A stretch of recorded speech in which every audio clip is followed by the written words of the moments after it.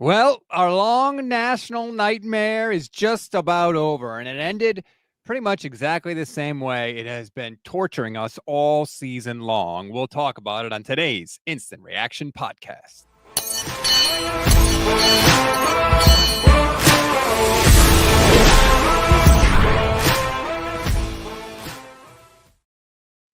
The Cardinals are in full run out the clock mode. The 49ers look like they were in run out the season mode. And the 2024 regular season is just about over as we kick things off here on the Instant Reaction Show. What is good, everybody? I'm Rob Stats Guerrera. He's Levin Black. Levin, it's almost over, mercifully. I would not say that. This part is almost over, but I would say this is intermission. The offseason is the second half of the long national nightmare because, one, we're going to find out an answer on Purdy one way or the other. Mm-hmm. Two, are they going to try to run it back, or are they actually going to hit the reset button and try to make some changes? And if they don't, I would say the nightmare continues. If they do, then you know what I mean? Because that's what the narrative will be this offseason. If they go into free agency and they didn't get rid of Debo, they didn't get rid of Juice, or and it's clear that they're going, oh, we just need a couple pieces to change everything, then it's going to be a nightmare for another year. Right. And we don't know. We'll find out together how drastic the changes are willing to be. We'll see. But I do want to, at least early on in the show, talk about this game in general. Right. Like I said, it's not final. It's at the 2-minute warning right now. But we do know a couple of things. We know the Niners are going to lose. That puts them at 6-11 on the year. They lost 7 of 9 games after the bye week. They're going to end 2024 on a 4-game losing streak, Levin. And I know I made a big deal out of it, talking about Shanahan's record after the bye. He had won 70% of his games before this year after the bye week. Historically, they had been very, very good. And this year, they were very, very not. Yeah. I mean, part of that is injuries. Part of that, I do think, is team fatigue. It was, I think, this is the last year. Let's go get the Super Bowl. And when it became clear, oh, it's not happening, a lot of the team said, all right, I'm out. And I don't think they had full buy-in for the last, I would say the last like 5 weeks for sure. There's not been full buy-in by especially the veterans. I thought they played hard today. Jauan Jennings obviously brought it again today, getting himself ejected, which I have an issue with. I know, Alpha 49ers Twitter doesn't like the idea of a player, not fighting. So somehow they can't imagine that a player wouldn't fight. But Jauan Jennings got himself tossed. But they were playing hard. They were playing hard on offense anyway. On defense, Levin, in the second half of this game, it just looked like Arizona knew exactly what the 49ers were going to do. It was comical how easy it was for the Cardinals to go down the field even before halftime. Niners score, they get a touchdown, they run the clock all the way down to like 15 seconds. And Arizona gets the ball back. One pass, they're basically almost in field goal range. They throw another quick pass, they run it once, they kick the field goal, they go up 3 points because, of course, Jake Moody missed another field goal. And it's like the 49ers defense wasn't even there. Yeah, it's as bad of a defensive performance as I would say they have had in the Kyle Shanahan era. I mean, it was that bad. But I think this game does bring some clarity. If anybody was questioning it, yeah, defensive coordinator needs to change. They need some experience there. If anybody was questioning it, I don't know why you would. But I mean, I did kind of see Vish questioning a little bit on Twitter. The special teams coordinator needs to change. He said, well, they've already changed once in the Shanahan era. So clearly it's not a coordinator issue. It's like, I see what you're getting at. And Shanahan doesn't help things by not valuing that. But when you have fakes working all the time, that is a sign of a special teams that isn't just a lack of talent or not valued. It's a sign of a special teams that is not prepared. Right. They got caught with their pants down multiple times this season. And maybe they just hired 2 stiffs at the special teams coordinator for the past 2 times. Like, that's also possible. Kyle doesn't value it. Maybe he doesn't know what the hell to look for in a special teams coordinator. I don't think he cares to look is the thing. Oh, the Cardinals just broke off another touchdown run. Oh, really? Wow. 46 points. They're going to drop 50 on the Niners before this thing is over. I wonder how long it's been since they gave up that number of points. I don't know. Canis Rufus says, Dobbs cadence sounds like that random uncle at a backyard Thanksgiving game. It was weird for me to hear that. Like, I just flat out wasn't used to it. But sorry, I got distracted by the flood of points in the game. 46-24 right now. My God. Like, I'm sorry, man. Nick Sorensen, he's got to go. And I was with him trying to give him the benefit of the doubt, but I just had a graphic up on the screen. If you're not watching the stream, you didn't see it. The Niners defense has allowed at least 35 points in 4 of their last 7 games. Now, I get it. They've had injuries. They lost both starting safeties in this game. But that's no excuse, man. 46 points. Just don't be horrible. And we saw it in critical situations in the game. I just mentioned before halftime right there. Situationally, this defense has been hideously bad all season long, and we saw it again in the game against the Cardinals today. They don't know what they're doing in situations. They break down in the most important moments of the game. They play their worst.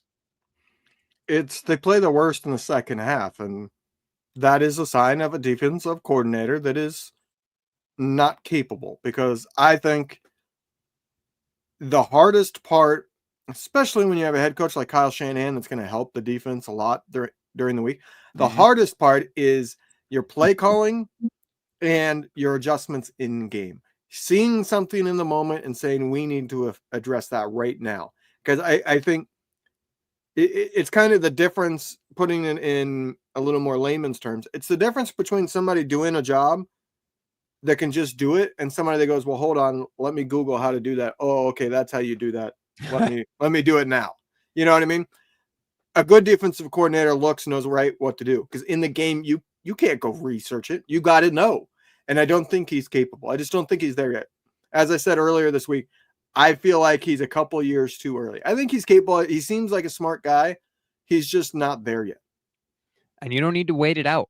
You can just hire a better one. Like, there's going to be plenty of coaches that are going to be available. Gerard Mayo's already been fired by the Patriots. Like, teams are going to fire coaches. That means they're going to fire coaching staffs. So guys will be available. And the 49ers simply do not have to wait it out just because Nick Sorensen has been here. Remember, he wasn't their first choice. He wasn't their second choice. He wasn't their third choice to be in the job that he currently has now. There's no reason why you have to keep him. Al Sacco, our friend, says the Niners have allowed 436 points this season. That is the highest total since 2016. The Niners have had a very good defense for a very long time. That time is over.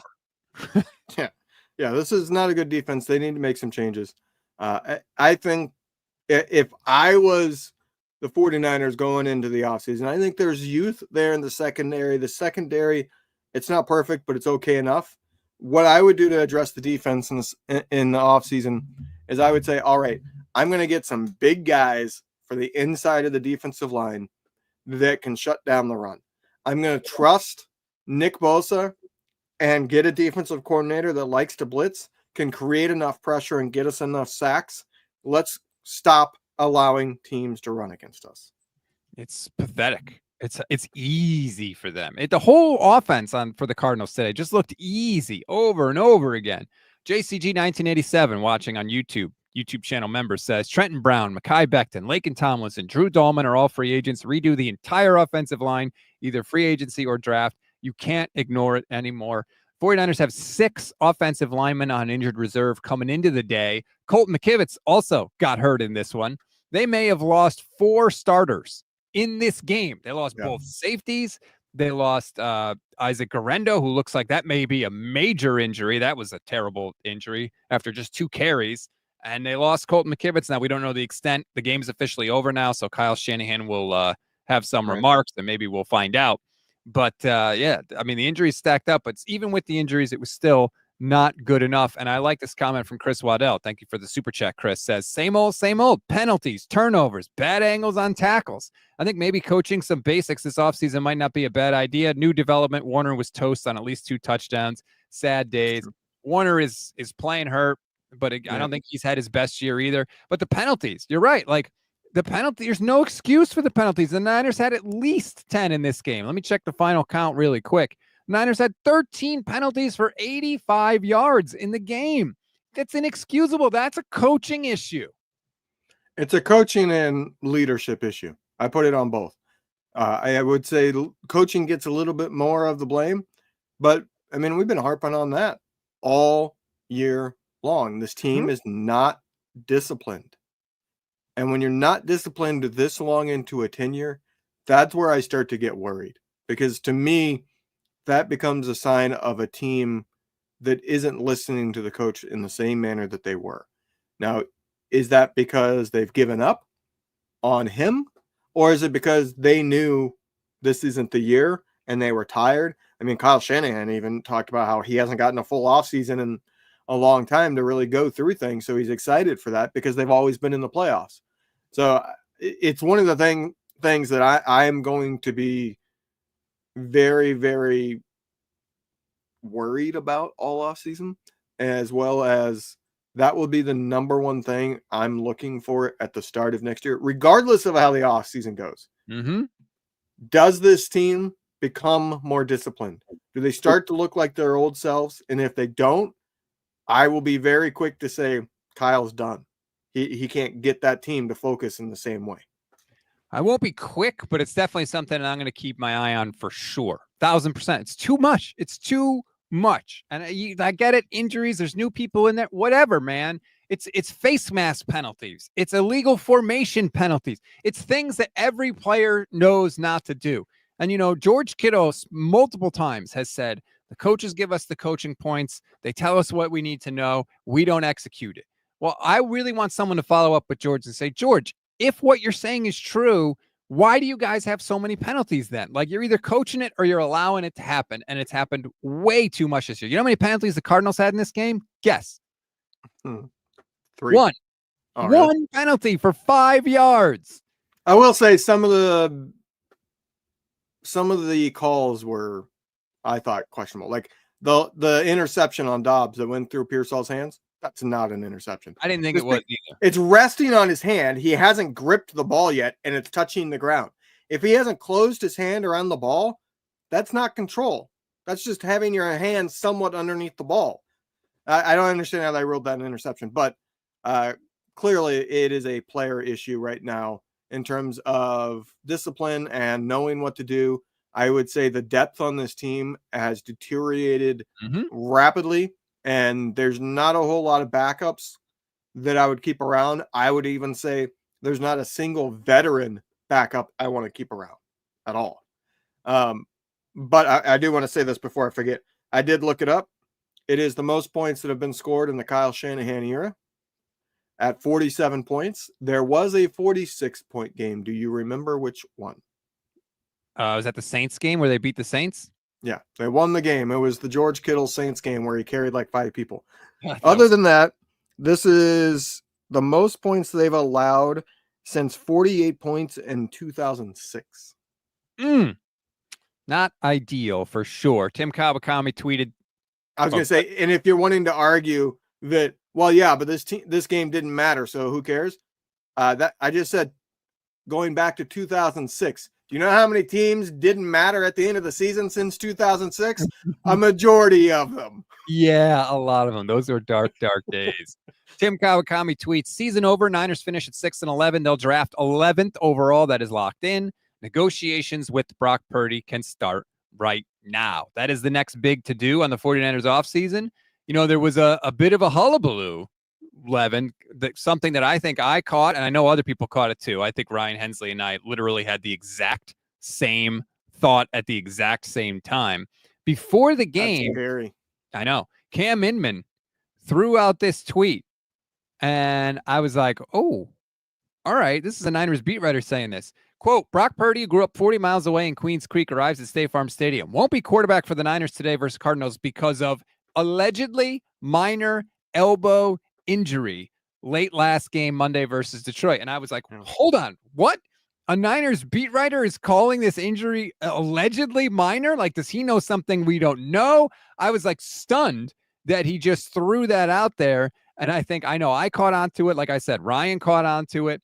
And enough people must have, because Cam later tweeted like, shortly after that, he said, okay, quote, allegedly minor injury.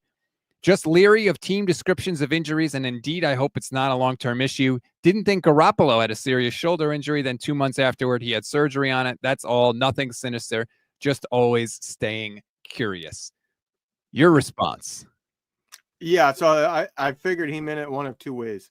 Either he meant allegedly minor, because that's how Kyle said if they were in it, he would have played in this week. Or he would have, it would have been close. Yep. Or he meant it as, might be more, which is clearly what he meant because he followed it up. I will say, part of me wondered if it was a Purdy call. Hey, I have contract negotiation. I'm not going out there and risking another serious elbow injury. So I'm going to play it safe and sit out of this game. That's what I thought you were going to say your reaction to it was. Oh, no. No, I think that Purdy would have played if he could have. I do think that's probably in his that's who he is. He seems like that kind of guy. We got a couple more super chats I want to get to. Chris Waddell, thank you again, Chris. Says, personal opinion, I don't think they're coaching it up enough. The pre-snap stuff, blocking techniques, coverage techniques. I think they're too busy coaching the million words playbook. I just think that clearly the T's were not crossed and the I's were not dotted this year across the board. And yes, it all falls to Kyle because he's the head coach, but it also falls to every single position coach. Nobody was good enough. You got receivers that don't know how to line up on the line of scrimmage, offensive linemen going downfield, Kittle blocking before he's supposed to on a screen pass. Nobody was immune. That was the frustrating. It was a total team breakdown from the 49ers in 2024. Can I just say it? Part of me wonders about, look at how the offseason went. McCaffrey got married, skipped out on things. Purdy got married. He did a bunch of commercials and other stuff. You got to wonder. I'm not saying it's all players because Kyle, obviously, I think Kyle went through fatigue. I think he went through depression over losing. So I don't think he quite approached the offseason in the same way that he normally would have. I'm just saying a lot of players, as well as Kyle Shanahan, seem to have reason for distractions. And did that lead to them not being quite locked in right at the start? And the NFL is one of those things. Once you're behind, you can't catch up. If it was just those guys, I might have been willing to say that, but it was everybody. It was those guys plus, which is annoying. Debo had a really interesting comment, though. You mentioned the depression after the Super Bowl. Hey, he was in the best shape of his life, okay? Well, that's the word he used. Literally, he said he went into a depression. He didn't speak to people. He didn't talk to anybody. He was just in a dark room. And then he's like, and then you got 3 weeks and the season is starting again. So I do think that that's that is a real human thing. And that's, I think that's legitimate, but also they weren't good this year. That doesn't excuse what happened this year. It might be a reason for it, but also they weren't good this year, period. End of story. Miguel Ramirez says, what position group are you confident in the Niners drafting? I assume you're talking about the first round, Miguel. I would assume it's going to be on the line of scrimmage, either offensive or defenses. That would be my bet, is that their first round pick is going to be on the line of scrimmage this year. I took that as, what position group are we confident the Niners could take the right person? Which ones can they evaluate? Oh. So I do think they're going offensive line, potentially. I think defensive line, if a pass rusher is sitting there for them, I think they might go there. And I think part of it is going to be determined. I think in free agency, they're going out and they're saying, we're going to spend the money we have. We're going to create as much money as we can by getting rid of some of these veterans. And we're going to try to address a couple starting spots on the offensive line. And if we can, get a pass rusher. I think that's their goal going into the offseason. If they don't get the pass rusher, if they don't get the offensive lineman, I think that's going to determine what they do in the first round. In terms of what position group I'm confident that they could draft well in the first round, the one that I know for sure they're not taking, wide receiver. Yeah. That's about it. Pearsall didn't have the best rookie season, but with his game, I actually computed it before we came on. If he had played all 17 games, he would have had 618 yards and 47 receptions. That's a pretty decent rookie season. And keep in mind, he didn't get preseason and all these things. So for taking that into account, that's a pretty darn good rookie season pace. He ended up with right at, I think, 400 yards and 31 catches because he missed the 6 games. So I feel like they hit on Debo. Pearsall seems like at least somewhat of a hit. And obviously Ayuk was a hit. That's the only position I think I'm like really confident they seem to know what they're doing at the top of the draft. Yeah. I don't know. I guess you're not wrong. You're not wrong, as we like to say on this show. 4King Crazy YouTube channel member says Sorensen, bye. Staley, you can F off too. Special teams coach, bye. Awful season. Yes, we had injuries, but we are poorly coached. That's 100% true. They were poorly coached from Kyle and from everybody else too. They were like, they talk about the injuries, and yes, okay, the 49ers had the second most injuries of anybody in the league. They had more injuries, more guys on IR than the Lions. It was the Browns number 1, Niners number 2. They showed the graphic at the beginning of the game. The Niners were injured. That doesn't excuse the crap that we saw, the stupid self-imposed mistakes, the unforced errors for this team again and again. Jake Moody missing field goals. Kyle Shanahan punting on 4th and 1 with nothing to play for. I mean, just stupid things from this team. And it's happened too often to just chalk it up to injuries. It's systemic, and that's what has to change. Here's what I want to see from a coaching standpoint in the offseason. Special teams coordinator gone. Mm-hmm. I want to see an experienced offensive coordinator come in that has run a maybe similar but different type of system that can give Kyle Shanahan different perspectives, that can, give him the offensive coordinator. Obviously, he's not going to be the play call, but it's kind of like an Eric Bieniemy type situation. Get somebody there with experience that has a lot of knowledge that can help Kyle Shanahan and kind of give him somebody that can be a voice of reason, or give him something like, I know you want to do that. Look, this would work. You know what I mean? Give him somebody that can give him a pushback. And then on the defensive side, new defensive coordinator, and here's the key part. Whoever you're hiring, you tell them the assistants are your choice. If that defensive coordinator doesn't want to run the wide 9, goodbye all defensive assistants. I don't care. Wide 9, you got to give the defensive coordinator the chance to bring in their staff. If they don't want to run that, guess what? You're wanting to hire that defensive coordinator for a reason. So let them do what they do. That's what I want to see on the defensive. That's the one that worries me the most, that I don't think we're going to see. I think they're going to try the same old crap. Hey, we want an experienced, really good defensive coordinator, but you're not going to get any say about how your defensive line plays, nor are you going to get to choose your assistants. That doesn't work. If you're going to change. If you're not going to change, then don't change, but no half measures, right? Isn't that Breaking Bad? That's what they said, no half measures. Just go all in one way or the other. How about this for Matt Barrows? Tidy 49ers offseason solution. Relocate Nick Sorensen to special teams coordinator, something he did in Jacksonville in 2021. I mean, that would kind of allow them to save face a little bit, right? You could say, well, we're not firing Nick Sorensen. We're just changing his job. We need to address a need, and we'll get a new defensive coordinator. Like, there's a non-zero chance. I wouldn't mind that. And guess what? Nick Sorensen gets to stick around. He can help with the defense. Mm-hmm. He can continue to learn that to where, maybe in 3 years, he becomes defensive coordinator again. Like, I wouldn't be opposed to that. Like I said, I do think Nick Sorensen has potential. I just think he's not ready yet. And that's okay.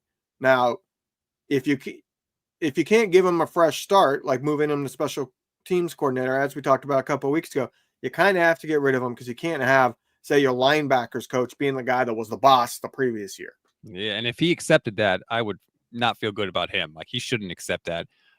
Just another villain says, stats, season is over. Time to look forward to who we dump and who we keep.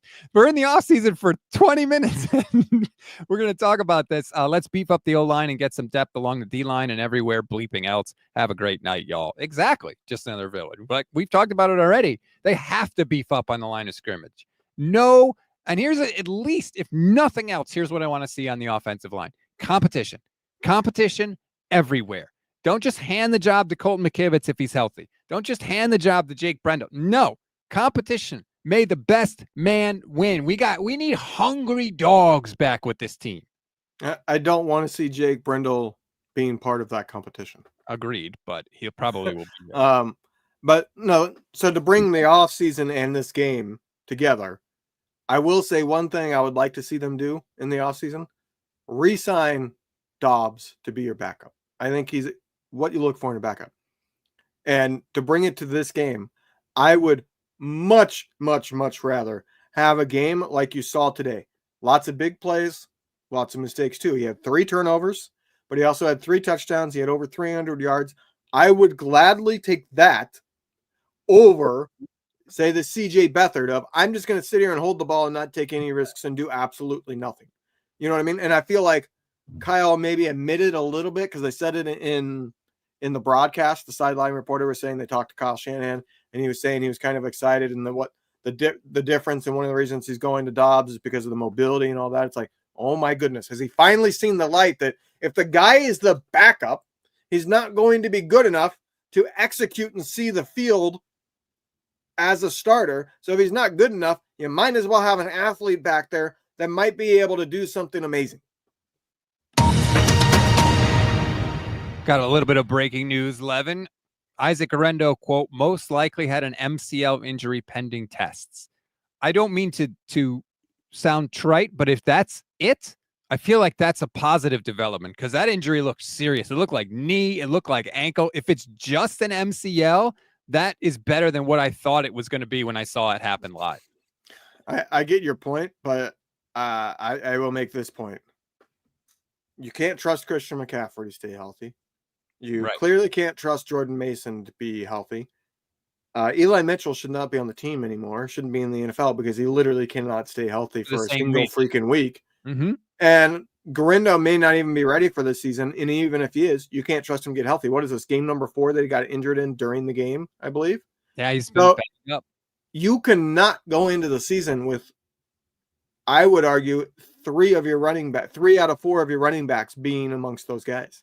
They have to, if I'm them, I put a tag on Jordan Mason and I try to get like a 5th or 6th round pick somebody gives you for to give Jordan Mason, because you got to get somebody that that has shown durability in the NFL. Bring in, he might not be all that good, but he can at least be healthy, or has a much better chance of being healthy. I don't think that they can go into the season, say, take a low round running back to be a rookie, and then I would assume Garindo, Mason, and McCaffrey. That is way too much risk. I agree with you. You got to have, there's too much risk. You can't have these cluster injuries like this, and all of a sudden you're starting, somebody on somebody else's practice squad. Hurt guys get hurt. That's the only thing you can count on them for, is hurt guys get hurt. You need to have a plan. 4King Crazy says, if Mike McDaniels got fired, would he come back, or would Kyle want him? I don't think Mike McDaniels has any desire to ever work for Kyle Shanahan again. I would love it if he did, but I don't think that's ever happening again. One, McDaniels isn't going to come somewhere that he doesn't get to be the play caller. Yeah, I would agree. 2, I don't see how McDaniels is getting fired. I'd be shocked. 3, I think if he got fired, he would have a strong chance of getting another head coaching job, because the reason why they're not in the playoffs this year is Tyreek Hill got hurt and Tua can't stay healthy. That's why they weren't a badly coached team. They were just missing the 2 key parts to their offense for a majority of the season. You mentioned Jordan Mason, by the way. He's a restricted free agent. Right. So the Niners can place a tender on him. They're going to choose what draft pick. Like, for example, they could put a 2nd round tender on him. And then if somebody team wants him, they've got to give up a 2nd round pick. Let me just tell you, if you can get a 2nd round pick for Jordan Mason, you do it and you don't look back. Okay. You absolutely do that. So it'll be interesting to see what tender they place on Jordan Mason. And if anybody jumps the, you think it's going to be a 5th round tender? Yeah, because the problem is the higher the tender you put, the larger the guarantee is for that player if it's not if they don't get a offer. You got to pay a 2nd round. I want to say a 2nd round tender is something like $5 million. 5.2.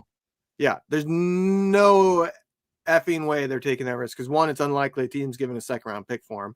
2, if nobody does, you're forced to pay him starter money. I mean, that is starter money in the NFL. It's not great starter money, but not 49ers starting running back money. But you know what I mean? Like, that probably put $5.2 million, I would venture, I guess, would put you in the top 15 of paid running backs in the NFL. Yeah. It's just another villain says, what do you think of a reclamation project like Daniel Jones and maybe a drafted rookie quarterback? I don't want Daniel Jones. Look, I've said I wouldn't pay Brock Purdy. They're going to pay him. So now they need backups. If you're saying Daniel Jones is a backup or Zach Wilson is a backup, maybe. I mean, here's the thing. I wish I didn't have to worry about 49ers backup quarterbacks, but just like the running backs, you do. Brock Purdy has been unable to finish 2 out of his 3 seasons as 49ers starting quarterback. Yeah. It's a worry at this point. It has to be. And so, just like with the running backs, you need to prepare for that situation. My opinion on a backup quarterback, if I was a GM, what I would do with the backup quarterback, it is always somebody in the first 3 years of their career, period. It is somebody we drafted because we think they have potential. In the moment that I see, nope, that potential's not there, I move on from him. I don't care if it's his second year. If he started 4 games as a rookie and it became apparent this is just, he's not it. He has no chance of being a starter in the NFL. I'm cutting him and drafting another one. I'm not talking about high picks. I'm saying like 3rd, 4th, 5th round picks I would use to fill my backup role. Because if you're going to your backup quarterback for any length of time, you're screwed anyways. So I would rather have the chance of finding the Brock Purdy of the draft than have some known backup who sucks anyways. Yeah, I'm agreeing with you. Why are you saying all these things I agree with on the show? Because I don't like you're getting smarter in your old age, wiser. Shut up. I turned 40 will be here soon. I turned 40 on, what is it, Saturday, the 11th? Yeah, it's Saturday. Twixter54 on Twitch says Mason was an undrafted free agent, wasn't he? Yes, he was. So if you get any sort of draft pick compensation for Jordan Mason, you win. Like that is you got incredible production when he played, and then to be able to get a draft pick for him, that's awesome.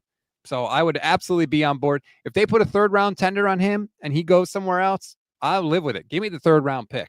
We need all the picks we can get. Like, the draft is so important for every team, but for a team like the 49ers, especially a team that's going to pay their starting quarterback, the draft is huge. If you're going to stay good, you have to get production from your draft classes. Production doesn't have to be 6 all-pros. It has to be guys that can contribute, like the 49ers got this year. Malik Mustafa, significant contributor, year 1. Renardo Green, significant contributor. Played great today. Got hurt, but played great today. Had at least 3 really good pass breakups.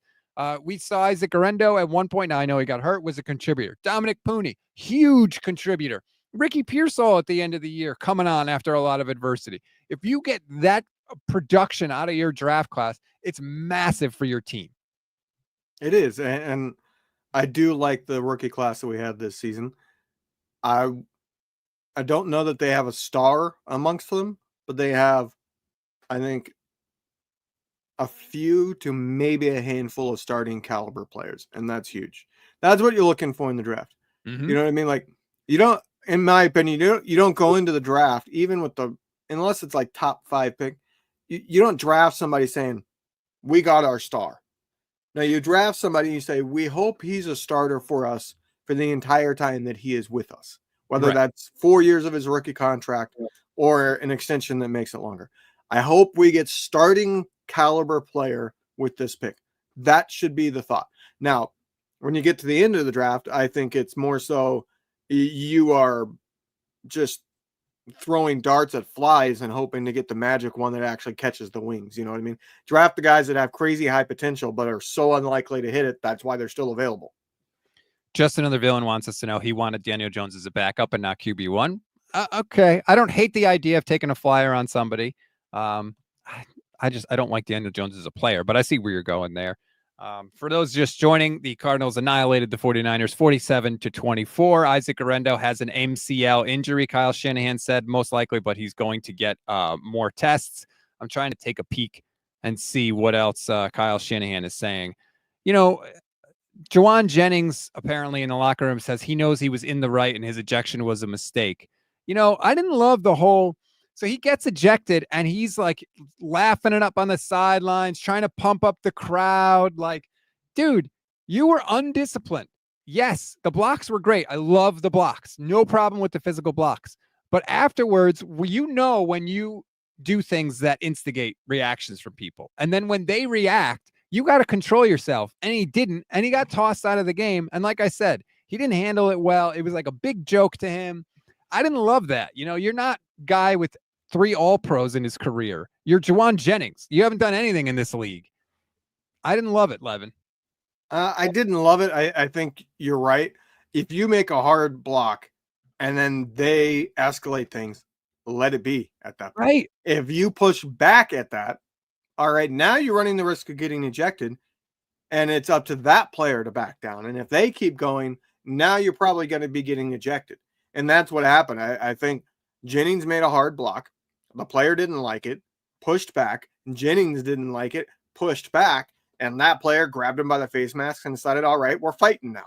Well, once that happens, you're both getting ejected. If you go to the ground and the referee is trying to separate you and you don't separate, and it takes multiple other refs there, you're probably getting ejected. Like, I feel like the moment they went to the ground and that referee stepped in, if they had separated right then and there, they probably would not have been ejected. But the fact that they kept fighting and the referee's literally having to fight them. And one guy got hurt, one ref got injured. That meant you're definitely getting ejected. The referee is telling you stop and is physically getting involved, and you're saying, piss off, I'm still going to go at it. Here's the thing. I agree that they probably, like, I think they were tossed more because they just wanted to maintain control. Like, I don't think he did anything that was worthy of an ejection, but he definitely did stuff that was worthy of a penalty. And that's my point. And I've seen this 49ers team in playoff games do stuff to instigate the other team and not respond and be the beneficiaries of the other team losing their composure and getting a penalty. I've seen this Shanahan 49ers team do it in the playoffs in a higher stakes game. So don't tell me like no one would ever do that. I've seen it with my own eyes. The games are on TV. Okay. And again, it's not the biggest thing in the world, but it's just another sign of this team being undisciplined. It sucks for Jennings because he was 100% going to be getting his 1,000 yards. Oh yeah, and I do want to throw this comment up because I do think Baziman is correct, or Bazim. Yeah, I know you do. But looking at it and reading it myself, I'm like, I wonder. But he says Cardinals were targeting JJ to get him ejected. That was intentional on their part. I do think there's some truth to that. I do think that they were like, we're not going to take any crap from number 15 in this game, and if he gives us any crap, we're going to keep escalating it to try to get him out of here. They're all aware of milestones people have, and they set out to try to, like, we don't want that guy getting that milestone on us. Well, you know what I mean? He was their best receiver in the game. No Debo, no Ayuk. Like, he was wide receiver 1 in the game. And he had 10 targets, led the game, and he was ejected before halftime. Yeah, he had 10 targets, 7 catches for 52 yards. And then, like, people are saying, oh, the Cardinals instigated it. No, they didn't. Like, Jauan Jennings knows how people respond to his blocks. He knows what he's doing. He's blocking them that way to cause that reaction, which, again, I'm fine with. They're legal blocks. There's nothing wrong with his blocks. But don't sit there and say... He always holds it a little bit after. He plays to the echo of the whistle, which is what Mike Golick used to say. Great. I have no problem with that, but don't act like Jauan Jennings had no idea that guys are going to come at him like this. Kyle Shanahan says it happens literally every day in practice. So, like, clearly he knew you have to, if you're going to be the instigator, that's fine. I like it, but you can't respond. That's all I'm going to say. Yeah, I agree. Like I said, once that player retaliates against you, you know you're going past the whistle a decent bit. So when you get the response from going past the whistle that you're looking for, you can't respond. You can't. Right. This is a little bit more of an example, but you can't punch somebody and when they punch back, be like, all right, we're going, I can't believe you did that to me. Right. You can't. You know what I mean? Like, they're going to respond. You have to expect that. And if you want to stay in the game, you can't then respond a second time. I agree. Like, you have to know it's coming. Nicholas says Debo, Ayuk, Bosa contracts all look terrible right now. Well, the Ayuk, I mean, guys get hurt. It sucks, but they couldn't have known that, obviously. That could have happened on anybody on any play. I think the Bosa contract is fine. I know we're all angry because Nick Bosa didn't get 10 sacks this year. I thought he still played well. He was banged up. Again, that happens. He's played well enough, but it's if you're saying the value that he's brought since he signed that contract and the amount he's got paid, which one is more valuable? I would say he's overpaid slightly for what he's been producing since he got paid the last 2 years. Yes, but it's not a terrible contract. I'm really glad they signed it. I clearly want Nick Bosa to be a part of this team for sure. Andre says everyone has regressed since being paid. Yes. I think part of it too, like they were really good. It's hard to be that good and stay at that level for that long. The only one that has not regressed is George Kittle. Yes, I agree. In fact, he may even be freaking better, which is maybe Fred Warner. I mean, you could argue. I would say probably Fred Warner fits there too. Yeah, Fred. Yeah, I would. I mean, he played the whole year on a freaking fractured ankle and still made the Pro Bowl. So what does that tell you? I do want to say I've had this gut feeling for the last 5-6 weeks. I've mentioned it a little bit, but I do believe the surprise of this offseason is Trent Williams retires. I don't think it's outside the realm of possibility. Now, he'd be giving back a lot of money. I just feel like if he was truly in it and he was like, we're going to get this turned around, there would have been something from him in the last, 2 months since we've heard from him, seen him really at all. There's been no updates on his injury. Like, it wasn't necessarily a season-ending injury when it happened. And it just it was, I just feel like, I think he's looking at it as, I can't perform to the level that I've been at. I'm out of here. And I also think he's going to look at the offseason and go, I don't think there's a Super Bowl chance here. I think that's a big part of it too. It's this team really much like I feel like we saw at the end of the Harbaugh era, right? It was like those players knew when the team was on its descent, and then Harbaugh got canned, and they were just like, Jim Tom Sousa, forget it, I'm out. Like I do think that was part of it. I think that if they really thought that they were in a Super Bowl window, they might have tried to gut it out again, and we know what happened there.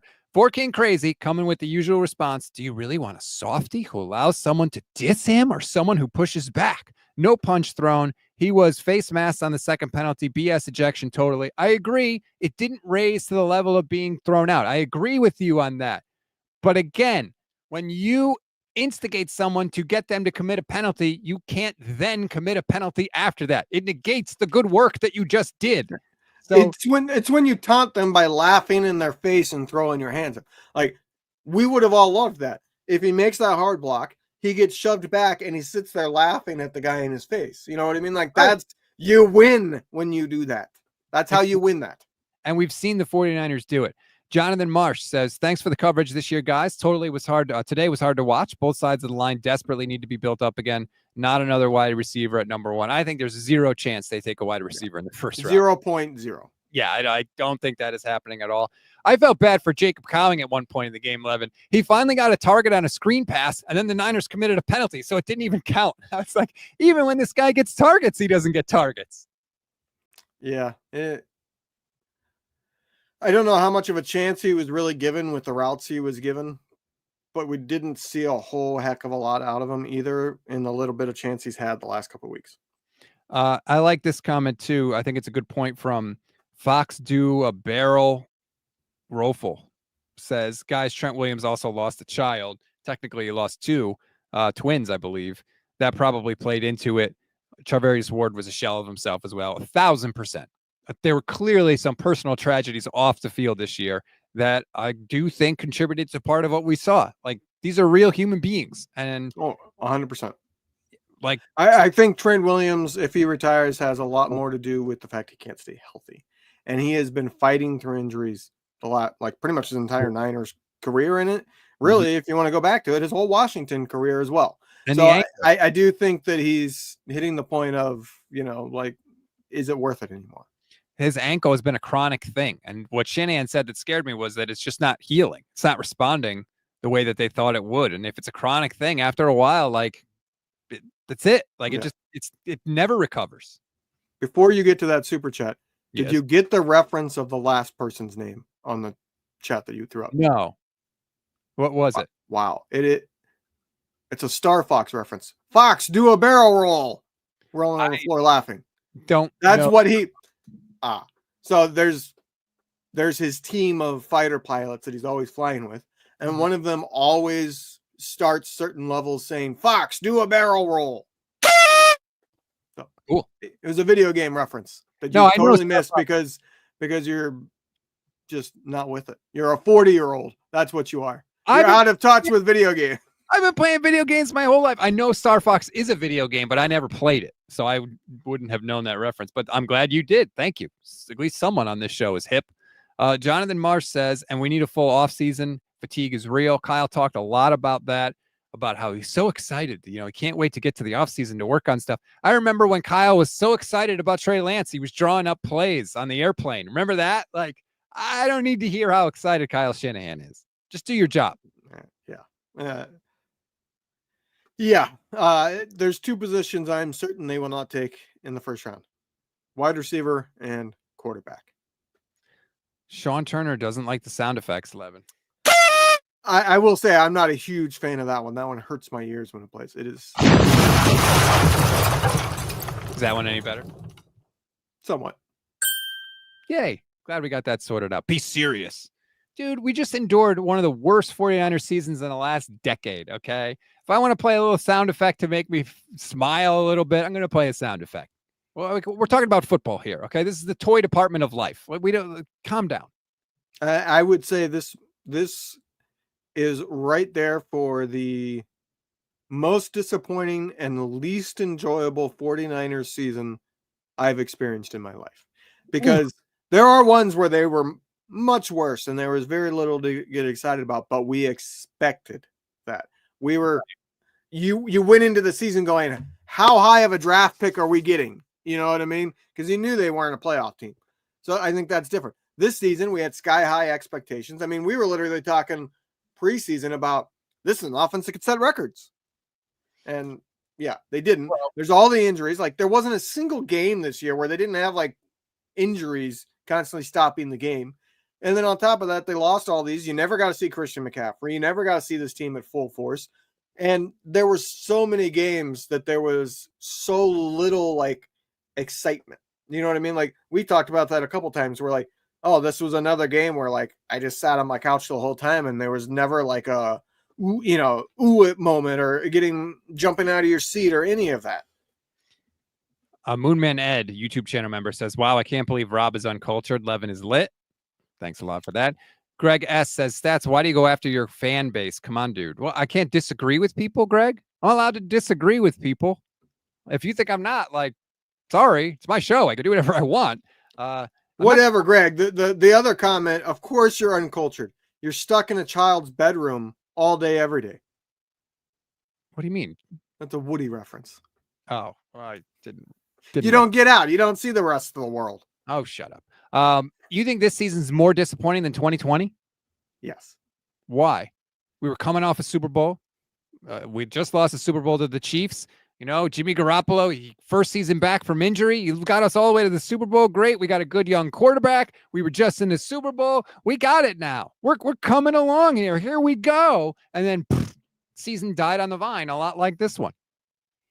I think because that one, the quarterback was out.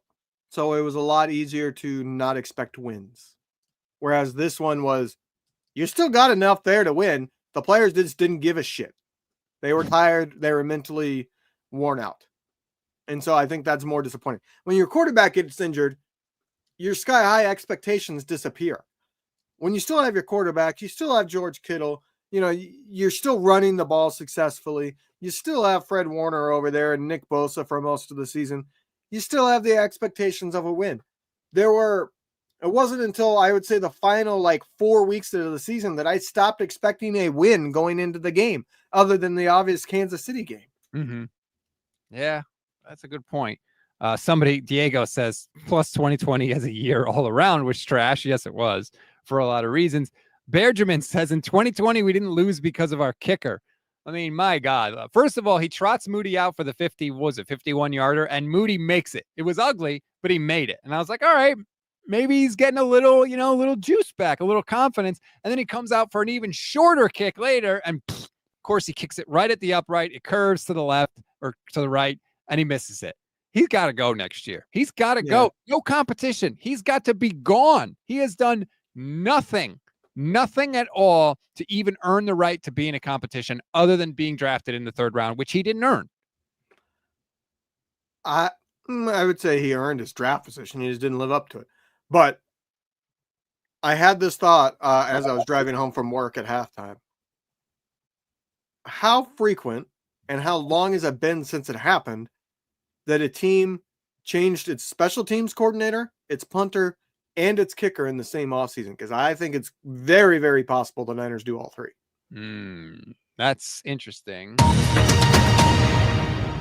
Something else coming out of the 49ers locker room. I think this is very, very telling, Levin. Nick Bosa asked if he thinks Nick Sorensen is the right person to be defensive coordinator. Quote, I think he's a good coach, but it's not my decision. You know what that is? That's Nick Bosa completely sending the message, Sorensen ain't it. I don't want Sorensen back next year. That was his chance to say, we love Nick Sorensen. He's the right guy for the job. Absolutely. Next year, we're going to be even better. He didn't say any of that, and he easily could have. That, I think, is a very telling comment from Nick Bosa. I also think that the players, especially on defense, and especially Nick Bosa, I would categorize it as put in their place a little bit. You know, they went after Wilkes. They did not get along. They demanded they stay with the wide nine. Like, you're either a really good player or the scheme is making you. So Nick Bosa, if you're a defensive player of the year player, you shouldn't be going behind closed doors and telling them, I don't want to change from the wide nine or any of that. Say, go find the best defensive coordinator you can find and we'll dominate with them. That's what Nick Bosa should be saying. I get, like, yeah, I don't think Nick Sorensen's the guy. I don't blame him for saying what he said, but I do not want to see Kyle Shanahan placating to them again and saying, well, We're going to get a new defensive coordinator, but we're not going to allow anything to change on the defense. The placating to the veterans on this team has to end. It has to be over. Enough. It was bad enough as it was, but at least they were good. Well, now they're not good anymore. So I don't give a crap what the veterans or what the locker room wants. Do what is best for the team, period. And if they don't like it, don't let the door hit you on the way out. That's it. Like, the locker room running the show has got to end. Yeah. I mean, Kyle's been a little bit too much of I think he likes to play both ways. When it comes to veterans, he's an extreme player coach. When it comes to young players, he's an extreme, F you. He's a veteran coach. He's a veteran player coach. But you know what I mean? I feel like with the young guys, he's kind of like a Bill Belichick. It's my way or the highway. If you don't like it, I just won't play you type. But then he's complete opposite when it comes to the veterans. Wait, was that your Belichick voice that you just did there? No, that was just my voice. Oh, I feel like you kind of changed your voice a little bit. My way or the highway. No? All right. Maybe it's just me. Patrick Lucero says, Warner better not retire this week like Patrick Willis did. Don't even put that out in the universe, Patrick. Is this Patrick Willis's burner?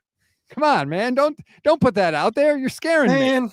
It's my job to bring the show down, and right. I can't top that one because that is one of those things. I'm going to be a middle-aged man, but I'm kind of there already. So I will say I will be 50 or 60-year-old man, and somebody will bring up Patrick Willis's retirement, and I'll get depressed all over again. Oh, boy. Let's hear a little bit from Nick Bosa. I don't know if this is going to work. Let's see if this works. Oh, no, it's bringing up another thing. Never mind. I thought we were going to get to hear a little Nick Bosa. Apparently, he said he was embarrassed by this season. I think we all were, quite frankly, Nick Bosa. They got whooped, especially defensively. Like I said, they gave up 35-plus points for their last 7 games. 35-plus points. That's just not playing up to the standard, as I love to say. That's hideous. That's just putrid defense by the 49ers.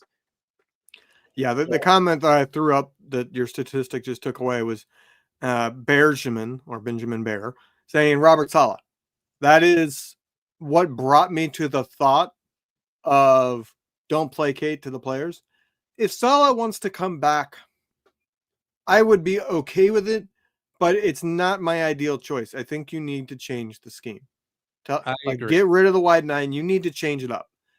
But I do that's one I would accept. But that was what came to my mind was, well, Robert Saleh would be a great choice. And then I thought about it. And I was like, no, I want the wide nine gone. I want to change things. I want to see these players forced to be real. I don't want to say real professionals, but you know what I mean? Like, part of being an NFL caliber star player is being able to thrive in pretty much any scheme. Somebody on Twitter tweeted me and said, Kyle is fascinated with the defensive system the Seahawks ran over a decade ago. Part of that is true. Like, defensive systems get figured out like offensive systems do. Build something new, And by the way, I don't think Robert Saleh wants to come back either. I mean, he could have done that this year, and he immediately went to Green Bay because he's friends with Matt LaFleur. I think they were in each other's wedding. Yes, they were best men in each other's wedding, if I'm not mistaken.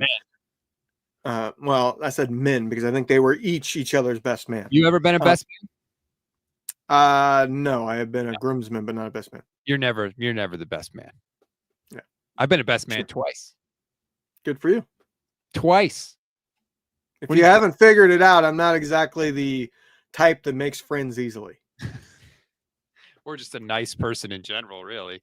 I am actually a very nice person, but I am going to keep it real, and that tends to brush people the wrong way.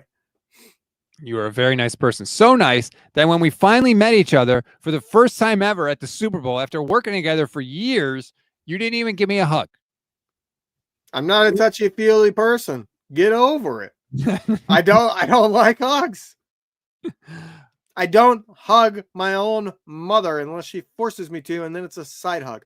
Literally, when you were talking about that on that podcast that I didn't hug you, both my mother-in-law and my mother both said, "Oh, the side hug," and then you said you gave me like a half-assed side hug. And they're like, yeah, both of them told me, like, I was literally thinking about the side hugs that you give. And then he said it.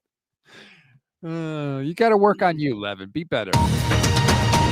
More comments from the 49ers locker room. Kyle Juszczyk said he really did consider the idea today was his last game with his team, but, quote, he really, really hopes that's not the case. Juice says 1 year left on his deal after taking a pay cut last offseason. He says he's still playing at a high level and will play elsewhere in 2025 if he doesn't return. Let me just tell everybody, he shouldn't return. He should not return unless he wants to play for whatever it would cost to bring in another fullback. I'm sorry. This team has salary cap issues to deal with. He's a fullback. I promise you. I know the 49ers put out their full PR campaign when they signed him to the most ridiculous fullback contract ever. He's not nearly as important as you think he is. He is a fullback. Okay? Calm down. Kyle Juszczyk should not be back next year. Part of the Cabo Clique. Gone. He should be gone. He won't be because Kyle loves him, but he should be absolutely on another team in 2025. Yeah, agree 100%. He should be gone, but I do not believe he will be.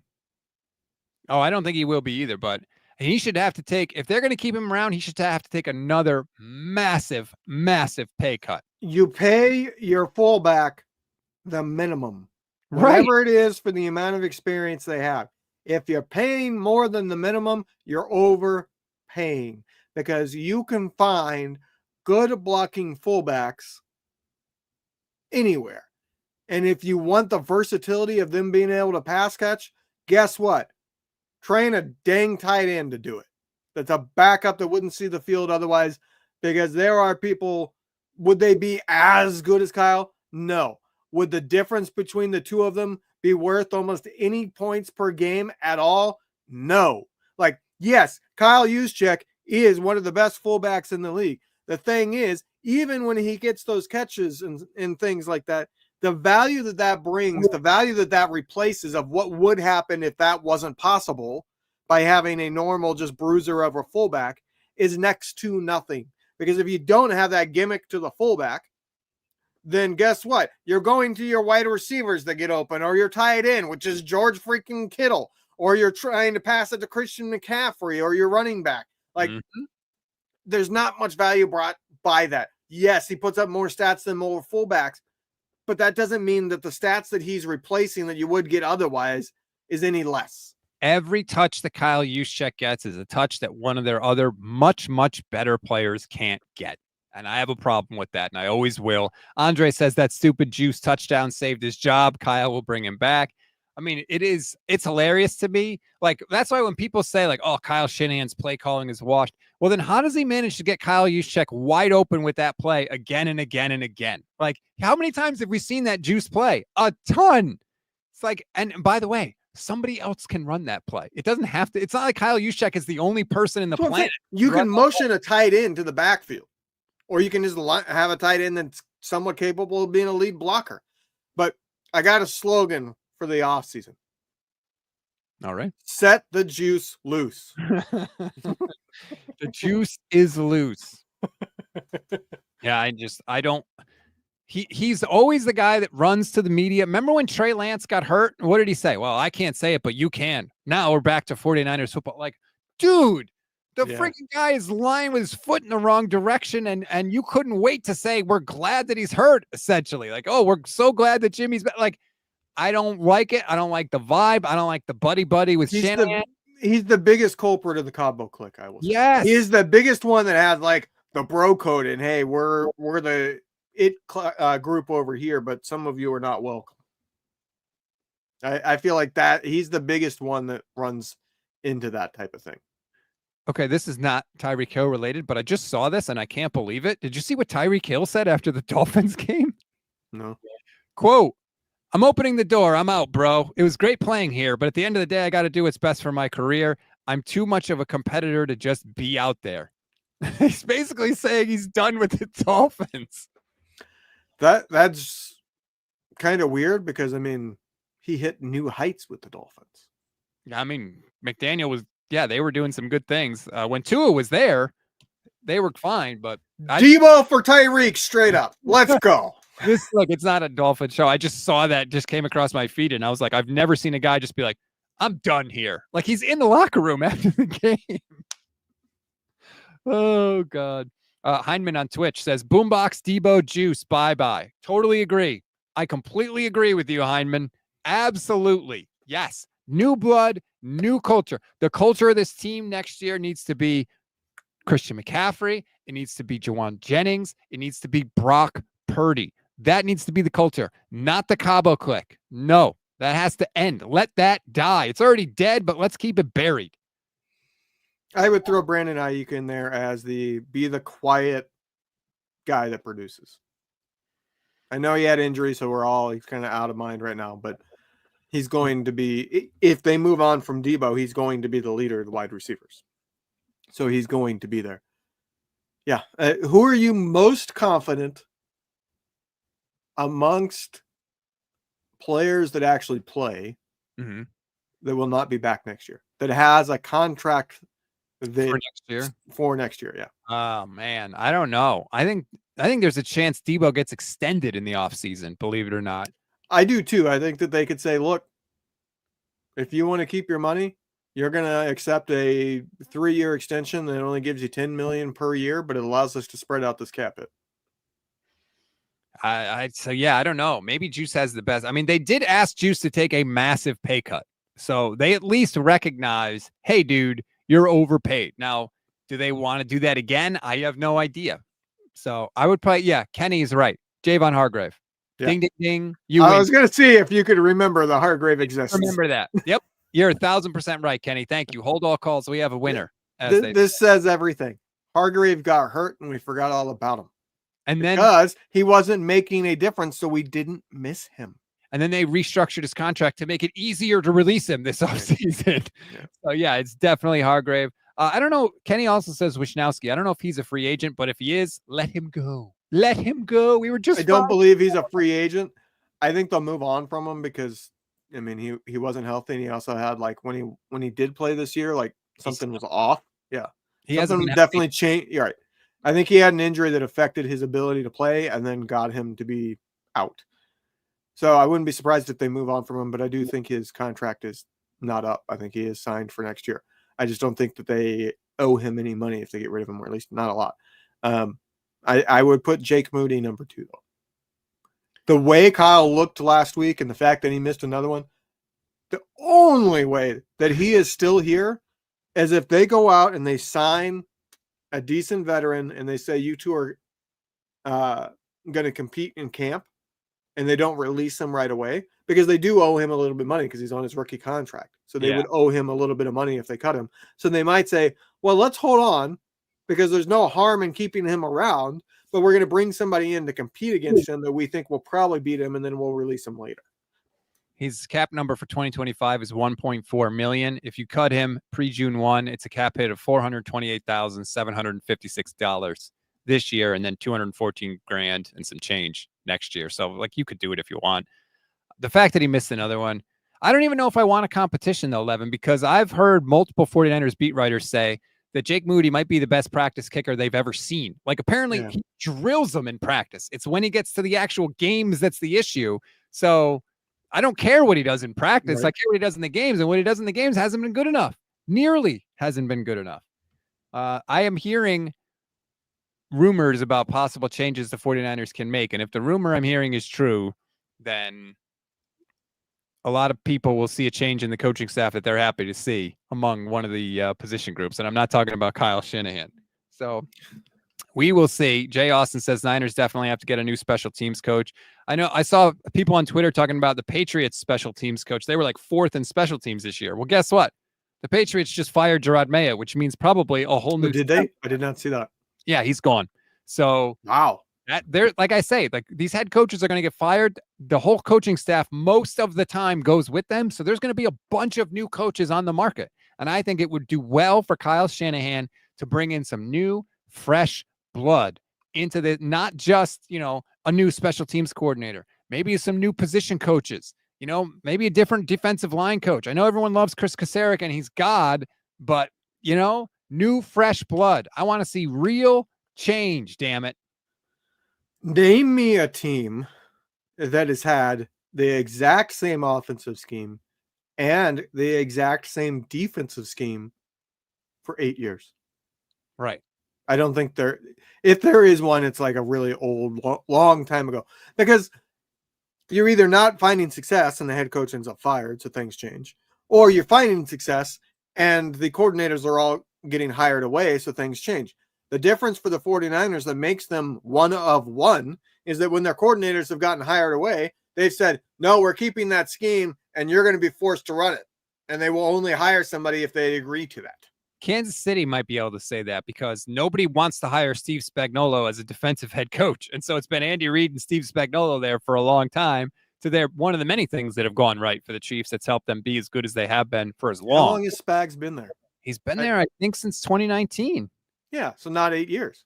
Not 8, but that's what I'm saying. 8 years. Longer than most. How about this? Yeah. We read the Nick Bosa quote earlier about Sorensen. When asked about Sorensen, Fred Warner put it back on the players. Quote, we didn't do him any favors. Again, that's not a vote of confidence in Nick Sorensen. Like 2 defensive leaders, captains of this team, leaders on the defensive side of the ball were asked about Nick Sorensen, and neither one said, we definitely want him back next year. Absolutely, he should be the guy.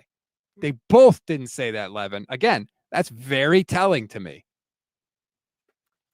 Yeah. I mean, I feel like you can read that either way. You can read that as they like him, and so they're saying, like, hey, we didn't do enough to help him. Or you can read more into it, and I think you're probably right in the fact that, yeah, they're basically saying, like, it's kind of like the guy's a nice guy and he does know a good bit. He's a good coach. He's just not a good defensive coordinator. Also, remember, Kyle Shanahan didn't call plays in the preseason for the first time ever because he wanted to listen to Nick Sorensen on the headset. So there were some doubts about whether Nick Sorensen was going to be able to handle this job. And they were there from the guy that hired him from the second he took over the job. So I see people in the comments. There's been multiple that are saying, go get Mayo as the new defensive coordinator. I would say, no, thank you. That's not me saying I don't think Mayo is capable. That's me saying when he was a defensive coordinator and had success, who was his head coach? Oh, the greatest defensive coach of any kind in NFL history. So I don't know that I would want to go out there and get him as a defensive coordinator because you don't know how much of it was Bill Belichick. That's true. Completely fair. I don't mind the Eberflus one that is I've now seen 3 times in the chat. Yeah, Eberflus has been thrown around a lot. Let's take a listen to Kyle Shanahan after the game. I have no idea what he says, but here's Kyle. You don't really accept that you're not going to get there until you get eliminated from the playoffs. So we've had to deal with this for the last 3 weeks. So we've been processing it, ready to finish this up, trying to finish it with a win. Didn't get that done today, but excited to get to this offseason and figure out how to not be in this situation again.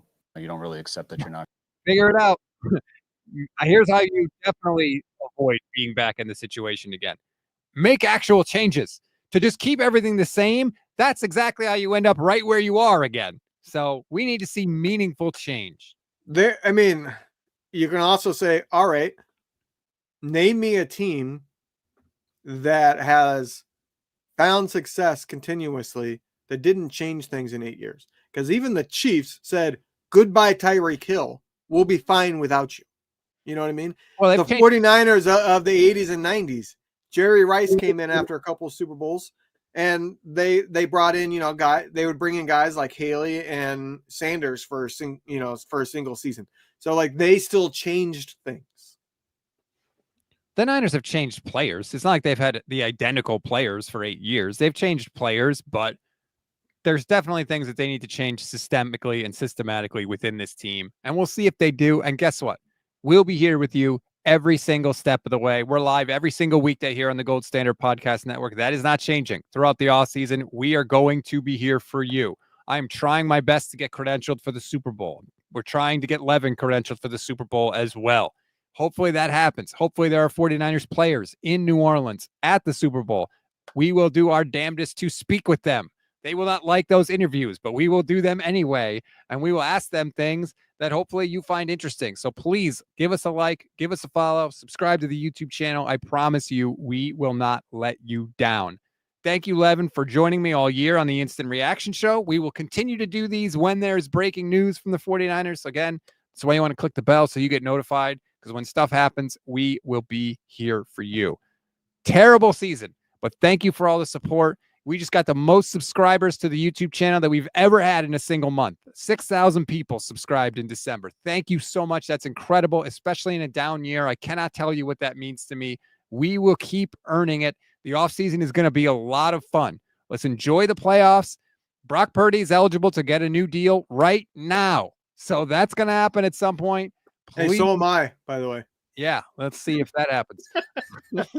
Please join us or stay with us, I should say, throughout the offseason. Enjoy the rest of your Sunday night. Maybe take in the Sunday night football game. We'll rest up, and we'll come back. The Niners will come back even stronger in 2025. We'll talk tomorrow.